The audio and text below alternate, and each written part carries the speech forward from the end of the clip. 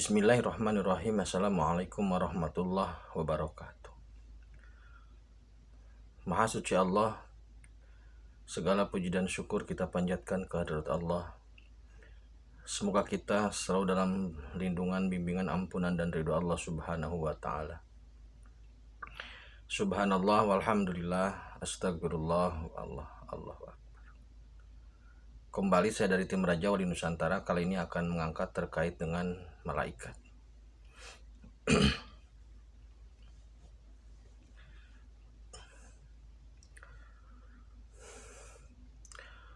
Pada saat Allah menegaskan akan menciptakan khalifah di muka bumi, malaikat sempat protes. Tapi kemudian Allah kembali menegaskan bahwasanya Allah lebih tahu apa yang malaikat tidak tahu. Dan kemudian pada akhirnya malaikat patuh dan taat kepada Allah. Pada saat perintah sujud kepada Adam, seluruh malaikat sujud. Seluruh makhluk sujud kecuali iblis dan teman-temannya, dalam hal ini setan.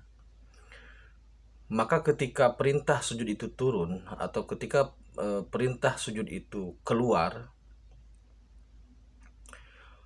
sebenarnya di situ tercipta firqah atau pembatasan.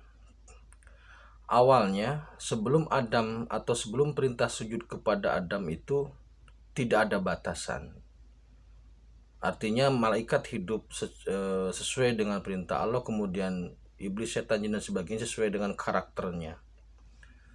Nah, ketika Adam diciptakan dan kemudian seluruh makhluk diperintahkan untuk sujud, maka sujudlah kecuali iblis. Maka di situ kemudian terbelah. Malaikat sebagai simbol kepatuhan dan iblis sebagai simbol ketakaburan atau simbol ketidakpatuhan. Malaikat itu memang makhluk yang kepatuhannya mutlak. Jadi kepatuhan yang sempurna, berbanding terbalik dengan iblis yang karakternya kejahatan yang sempurna. Pada manusia, malaikat itu kepada manusia, malaikat itu posisinya sebagai partner. Jika iblis, setan itu adalah kompetitor, kemudian jin itu adalah parasit, ruh itu adalah senyawa, maka malaikat bagi manusia itu partner. Kemudian kerja malaikat itu semua atas dasar instruksi dari Allah. Jadi malaikat itu tidak punya kreativitas. Dia itu pasif. Ketika malaikat diperintahkan untuk sujud, maka dia seumur-umur akan sujud, selamanya akan sujud. Ketika malaikat diperintahkan untuk mencatat amal baik maupun malaikat yang diperintahkan untuk mencatat amal yang buruk, maka dia akan melakukan itu. Jadi malaikat itu pasif. Tidak akan pernah malaikat melakukan kreativitas. Dia pasif. Karena bentuk kepatuhannya, maka ini menjadi salah satu standar bagi manusia dalam beribadah. Sedangkan manusia itu posisinya karena di tengah,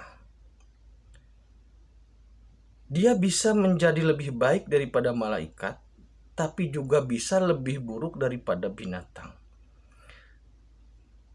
Bahkan lebih buruk daripada binatang. Malaikat itu patuh karena tidak ada ujian. Jadi begini, malaikat, iblis dan setan itu aktivitasnya itu tidak ada nilai, hanya bentuk kepatuhan saja. Malaikat patuh dalam melaksanakan perintah Allah, maksudnya patuh dalam menjalankan perintah Allah terkait kebaikan, sedangkan iblis patuh terhadap perintah Allah terkait dengan menggoda atau kejahatan. malaikat ini tidak ada nilai dalam setiap kepatuhannya. Gitu loh. Kalau dia sujud, tapi tidak ada nilai gitu. Berbeda dengan manusia. Manusia ini kepatuhannya itu bernilai gitu loh. Ada poinnya, ada pahalanya. Karena apa? Karena manusia ini strukturnya ada struktur nafsu atau ujian dari iblis. Orang orang yang hidupnya ada ujian atau orang yang diuji itu biasanya ada nilai, tapi yang tidak diuji tidak akan punya nilai. Jadi nilai itu ada karena ada ujian. Nah, makanya nanti manusia itu bisa lebih tinggi derajatnya daripada malaikat jika kepatuhan manusia terhadap Allah melebihi malaikat atau setara dengan malaikat. Setara pun bisa, walaupun kepatuhannya setara dengan malaikat, tetapi nilainya akan lebih tinggi. Posisinya akan lebih tinggi karena apa? Malaikat tidak ada ujian, tidak ada nafsu, sedangkan manusia kepatuhan yang sedemikian rupa itu merupakan hasil dari jihad melawan hawa nafsu. Nah, kemudian karena malaikat itu sebagai mitra, sebagai partner, dia posisinya pasif, tidak ada kreativitas. Artinya apa? Kalau ada manusia yang berpikir, kemudian mengklaim dibantu oleh malaikat, mengklaim diselamatkan oleh malaikat, mengklaim di backing oleh malaikat, sebenarnya tanda tanya, tidak ada itu. Tidak ada. Malaikat itu patuh terhadap perintah Allah, apapun dilaksanakan. Tetapi untuk hal-hal seperti itu tidak ada. Berbeda dengan jin yang kreatif gitu loh. Jin itu, iblis itu, setan itu, mereka kreatif. Karena memang karakter jin itu kan motivator. Karakter iblis dan setan itu motivator, sehingga kreatif. Sedangkan karakter malaikat itu pasif. 2 kali 2 itu 4. Sudah 4 gitu. Karena malaikat itu kan posisinya di kepala, dia akal gitu loh. Jadi hal-hal yang sifatnya eksak lah, saklek begitu. Itu malaikat seperti itu. Jadi malaikat itu pasif, tidak ada kreativitas. Makanya ketika Raqib Atid umpamanya itu disuruh mencatat orang, maka dia hanya mencatat saja, tidak akan bisa membantu. Hanya jadi penonton. Apapun yang terjadi pada manusia itu tidak akan bisa menolong. Lalu kemudian bagaimana dengan malaikat yang ikut berperang di jalan Allah umpamanya? Nah, itu karena perintah Allah. Jadi ketika Allah memerintahkan malaikat untuk membantu perang Rasulullah umpamanya itu, yaitu pasukan khusus perang setelah itu kembali lagi sudah gitu. Jadi tidak ada istilah malaikat kreatif untuk membantu, untuk melakukan aktivitas-aktivitas yang di luar jobnya gitu loh. Jadi tidak ada malaikat yang dibackingkan kepada orang siapa untuk menyelamatkan dia, nggak ada. Malaikat itu pasif, dia nggak bisa mengambil keputusan apapun. Semua yang dilakukan sesuai dengan perintah Allah. Maka oleh karena itu jika ada yang mengklaim sudah didampingi atau sudah intinya sesuatu yang melibatkan malaikat, sebenarnya perlu dipertanyakan. Karena malaikat itu mitra tetapi pasif. Tidak ada malaikat yang kreatif. Jadi malaikat itu memang dimensinya di langit 6. 6 dimensi malaikat, langit 7 dimensi Nabi Ibrahim. Kemudian 7 dan 8 dimensinya langit para nabi. Kemudian 9 dimensinya langit atau dimensinya Rasulullah. Nah, jadi begini, selama ini banyak sekali masyarakat atau kita lah yang berpandangan bahwasanya malaikat itu seolah-olah menjadi figur kebaikan, seolah-olah menjadi dewa penolong lah begitu, malaikat penolong lah bahasanya, malaikat penolong dan sebagainya. Simbol kebaikan iya, simbol kepatuhan malaikat iya, tetapi kalau malaikat menolong tidak ada job desk-nya kecuali memang perintah langsung dari Allah. Jadi kalau jin menolong itu masih mungkin. walaupun tendensinya punya kepentingan, masih mungkin. Itu loh. Maksudnya untuk menjerumuskan. Iblis menolong masih mungkin, tapi untuk menjerumuskan. Menolong dalam siluman menolong masih mungkin, menolong uang umpamanya, tapi untuk menjerumuskan. Tapi kalau malaikat pasif, dia hanya melaksanakan sesuai dengan job desk-nya. Jikapun memang malaikat diperintahkan untuk menolong seseorang, maka hanya itu saja sudah, tidak ada lagi. Termasuk malaikat hafidoh. Malaikat hafidoh itu adalah malaikat yang menjaga jasad ketika tidur. Gitu loh.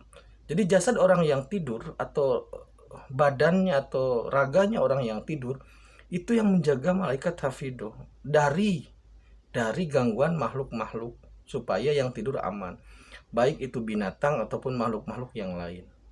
Jadi orang yang tidur itu dilindungi oleh malaikat dan tidak ada khodam dalam diri manusia, baik itu malaikat ataupun jin ataupun yang lainnya, tidak ada. Jadi malaikat hafidoh itu fungsinya atau tugasnya hanya melindungi raga, jasad dari gangguan-gangguan pada saat kita tidur.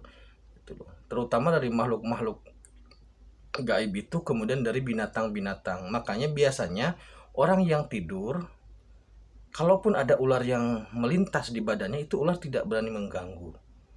Kecoa tidak berani mengganggu karena ada malaikat untuk menjaga pada saat dia tidur. Tetapi kalau dari gangguan manusia tidak bisa menolong. Itu loh, tidak bisa menolong. Seumpama ada yang tidur kemudian dibunuh, itu malaikat tidak bisa menolong. Tidak bisa. Malaikat hafidoh tugasnya sangat terbatas, hanya untuk menahan atau menolong dari gangguan makhluk, dan juga maksudnya makhluk-makhluk gaib yang jahat, dan juga dari binatang-binatang saja. Nah begitu. Jadi malaikat itu adalah simbol kepatuhan makhluk terhadap Allah. Kemudian manusia itu adalah posisinya di tengah-tengah, bisa lebih mulia daripada malaikat karena kepatuhan manusia hasil dari jihad sehingga bernilai, tapi juga manusia bisa lebih hina daripada binatang, bahkan lebih hina daripada binatang, derajatnya lebih rendah daripada binatang. Dalam surat yang lain dikatakan sebagai aspalasapilin. Aspal itu adalah keraknya minyak. Jadi kalau yang paling tinggi aftur, kemudian pertama, kemudian pertalite, kemudian bensin, solar, dan aspal. Terakhir keraknya itu, bubuknya itu aspal. Itulah manusia. Nah oleh karena itu, ini kenapa saya sampaikan, karena untuk merubah cara berpikir, membenahi cara berpikir kita kepada malaikat. Malaikat itu pasif, dia hanya mitra untuk hal kebenaran, tetapi tidak bisa menolong itu, kecuali atas perintah Allah, itu pun jobnya tertentu. Demikian terkait dengan malaikat. Terima kasih, tetap beriman dan beramal soleh. Akhirul kalam, assalamualaikum warahmatullahi wabarakatuh.